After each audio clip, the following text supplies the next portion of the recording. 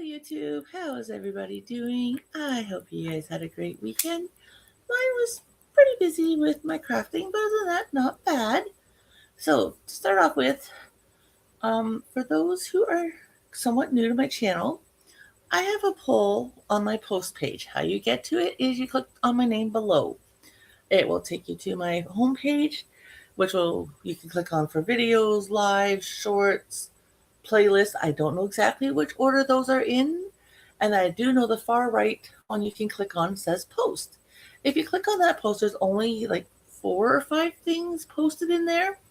And one of them is a poll for my head to toe winter knits book.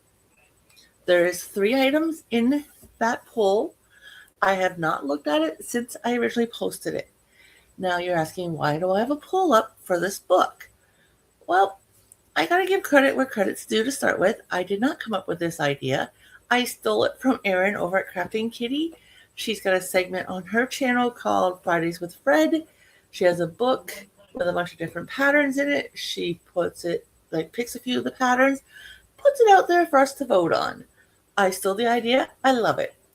Now, I am changing how I'm doing it. So the only reason that poll is up right now, and I'm still currently working on the project, is because this project's taking me a while to get done. But how I'm going to do it for this one, because I'm, like I said, changing it, is when this project is finished, I will announce what project won the poll. Now, there's 3 items. If there's a 2 or 3-way tie, I will show the patterns to my husband, and he will pick. Okay? And then once that item is picked, I go forth and I make it. Now, I will not put up a new poll now until, once that item started, until that item is done. So when I show it finished on a Sunday, the next Sunday that I am home and available to record, because I may be away for long weekends and holidays and things like that. But if I'm home for the next Sunday, I will then put up a new poll, and that's all that video will be for Sunday, is announcing the new poll. Now, what item am I currently working on that you guys voted on? It's called the Graphic Snood, or I would call it an infinity scarf. I'm, by the way, leaving mine as just a regular scarf. But here's the example. Trying to hold it so you can see all the colors. I know there's a glare. I do apologize. There is 6 colors in the chart originally for this snood. For those who have been with me for a while and actually watch my videos, they know I do not like to sew. I avoid sewing as much as possible. I don't mind sewing in ends if it's for knitting or crocheting, but sewing in ends on knitting, you got to be a little more cautious on how you do your ends, just so it doesn't show through on the front side of the project. Where crocheting, you can kind of whip those in and out a lot easier, in my opinion. So I originally started this with 6 colors. And after I did the first whole set of the graft, I looked at it and I thought, I'm not happy with it for multiple reasons. 1, I did it, like I said, 6 colors, white being 1. The other 5 colors were all pastel. I had a pink, a yellow, a lilac, a blue, and a green. Okay, those were the 5 other colors besides the white, which made 6. The green only came through in the chart 1 time per set of the chart, and the color above and below it were both blue. The green and the blue are very, very, very close in color. So the green didn't shine through very well. So that was one thing I didn't like about the multiple colors. Second thing I didn't like about doing multiple colors like that was there was a section in the chart that you actually used 3 colors going back and forth instead of 2, like all the other sections of the chart. So I thought, well, that kind of looks out of place as well, where everywhere else has been 2 colors. And then there was one section in the chart near the end of the chart that only had 2 rows, where all the other sections were either 4 or 6. So I thought, okay, that looks out of place as well. And believe me, the ends, or the back side where the floats were, was a disaster. I mean, I looked at it and I thought, I just want to burn this. And because I'd already cut multiple ends, I thought, okay, I'm just going to rip it back, to the 2 colors I was currently working on. I could at least salvage them. The rest I was throwing out. I wasn't going to try to take them apart and put little balls together. It was not worth it. Like I said, it was a total disaster, and I couldn't get over how it turned out. I thought, like, even with just the way I am doing it, which I decided to go 2 colors, and I did alter the pattern where the one row that had 2 in it, I think I put it up to 4 rows instead of 2. And then the one row that had 3 color changes throughout it, like 3 colors, 3 colors, 3 colors, I think I took the second color and kind of divided it, not quite evenly, but unevenly between the 2 colors, like between color 1 and 3. So I eliminated color 2 and dispersed it elsewhere. So how's mine coming along? Well, to let you know, no, I should put my ends on first before I show you guys.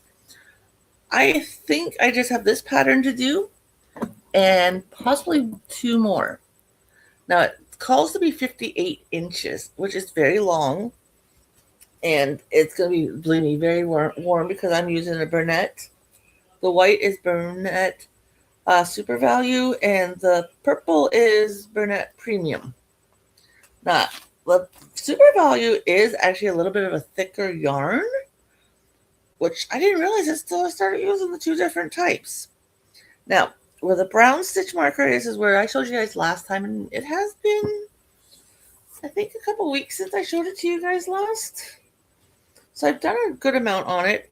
The little silver and blue studded dolphin is where the pattern repeat is, just to make it easier so I don't keep counting back to see where I am in the grid. Okay, so I'm going to show you roughly from where the stitch marker is to where I'm currently at. Now it does curl in on itself, which is quite common because of the floats on the back, which I will show to you guys in a minute. But it's a lot longer than it normally is when I show it to you guys. So here you guys go. Here's where I was last time, way down here. Like I said, that's the one to show me where the chart started. So with the white is where the next repeat is. And I'm almost done the next repeat. I think I have 3 more sets. 1, 2, 3, 4, 5, 6. Yep, 3 more sets. Okay, there's 9 or is it 8? Now I'm questioning myself. 1, 2, 3, 4, 5, 6, 7, 8. 2 more sets, and I'm done this repeat. There's only 8 sets to the chart. So yeah, that's how the front's looking. It is very thick, very warm, and yes, these little bumps show up. Eyelash in the eyeball does not feel good. And these bumps show up in the pattern book as well, like in the pattern in the book. And that's caused by the color floats. Now, if you don't know knitting very well or you don't really do color work with knitting, what is the floats? The float are where you carry the yarn back and forth across each row so that you can do your color changes. And believe me, that's so much neater than having like a lot, and I mean a lot of strands of yarn hanging everywhere. Like, could you imagine sewing in all these ends after every single color change in the chart? Like, it's crazy. Like I said, anywhere from 6 rows to 2 rows, you're changing colors. Like, it would be nuts. Now, like I said, I kind of eyeball measured it. I haven't actually laid it out on the floor. I'm going to do the 2 more squares for this section and then the 2 more repeats, then actually lay it out to measure it properly. But I'm thinking after those 2 more sets of repeats, it will be done. And I'm kind of hoping so because I'm really thinking my lilac color is, I've got enough for 2 more for sure. 3, I don't know. And with knitting, I really don't want to frog it, because that's another pet peeve I have regarding knitting. If it's only like maybe the 1 row, I can kind of reverse it 1 stitch at a time. I'm not the type of person that can rip it all off the needle, pull out all the loops, and pick them all up properly without dropping stitches. So yeah, Like, I'm good at knitting. Like, I've been knitting since I was 12. So almost 40 years. But there's a few pet peeves I have. Now, this is weighted. Like, it is heavy. It's weighted. Um, I'm not keeping it for myself. Like, our winters do get pretty cold here, but I've got a couple of really decent cowls and scarves I have that I kept for myself. This one's going to go for donations for, like, I don't know, maybe at one of our food banks or the homeless shelter. I haven't decided where. Maybe a woman's shelter. I'm going to donate it somewhere. Maybe if I pass one day when I'm out and about or something and I see, like, the homeless camp tent set up, go and see if one of them could use a scarf or something. It's going to get donated. No one I really knows, like, female wise. I know, don't gender, but with it being lilac, I think it would personally would look better on a female, in my opinion. And we're not getting into that topic, but no one I know, male or female, actually would probably wear this. It's, like I said, way too thick. Now, had I done it with a 2 or 3 weight, I think it would still work out. I just don't carry much yarn in those weights. So that is, like I said, current project on the go. We are going to be away next weekend. There's a festival in the town near where our camper is, and there will hopefully, weather permitted, be a decent fireworks show. So when I come home from that, hopefully I'll have some fireworks for you. But also being at the camper, hopefully I will, fingers crossed, have my current socks finished that you guys saw the update for yesterday if you watched the video. And hopefully maybe this scarf finishes well. Again, fingers crossed. So if you want to see the update and you're new to my channel, please consider hitting that subscribe button, turning on notifications, maybe give me a thumbs up. I would really appreciate that. My channel is mostly yarn related. I crochet and I knit. But I this year am dabbling in growing a small vegetable garden on my balcony, which so far has been a success to the point I'm at so far. And I've only planted my seeds, not even 2 weeks ago now, guys? I'd have to go back and check, but I think it's not even been 2 weeks. I think Tuesday or Wednesday coming up will put me at the 2-week mark. And I have a lot that has sprouted through the dirt. So I'm just waiting on a couple more hopeful sections to sprout. And I want to do an overall caption of what's going on with the garden for you guys. But I'm impressed. I am happy. And I cannot wait till I can show you guys the first produce to start growing. I'm so excited. Like I mentioned, also, my husband and I go camping. We have a private property with a camper on it. It's just a small little property, about 45, 50-minute drive from where we live. In the town nearby, they do different events. Sometimes we're there for fireworks. Sometimes we're just sitting by the campfire enjoying a relaxing evening. So who knows, you may have videos for those. We also do fishing for the sport only. We don't catch to eat. We just catch to release, to relax and enjoy it. It runs in my family. My family is native, back multiple generations, but my grandmother loved fishing. My mother, I don't think my grandmother's mother fished or her sisters fished. I'm not 100% sure on that one. I think some of my grandmother's uncles fished, but my 2 brothers on my mom's side also fish, so it runs in the blood. We love to fish. Now, mind you, my 2 brothers do it for food purposes.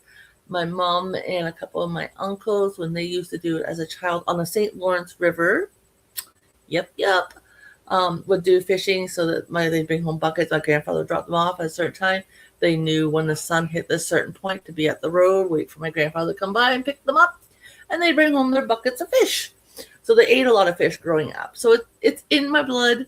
Am I ready to take that step of catching a good amount of fish and preparing it and cooking it myself? No, I don't think I'm ready yet. Also, I don't normally carry buckets with me or ice with me or anything like that to deal with the fish where I fish. Now, mind you, where I fish is only like 8 minutes down the road from where my camper is. You still gotta kind of put it on ice or put it in water. But who knows? I may have pictures of fishing trips for you guys or little clips of videos. You never know. So if there's something that you like, please consider coming back. I would love to have you. And guys, have a great night, and I'll talk to you soon. Bye for now.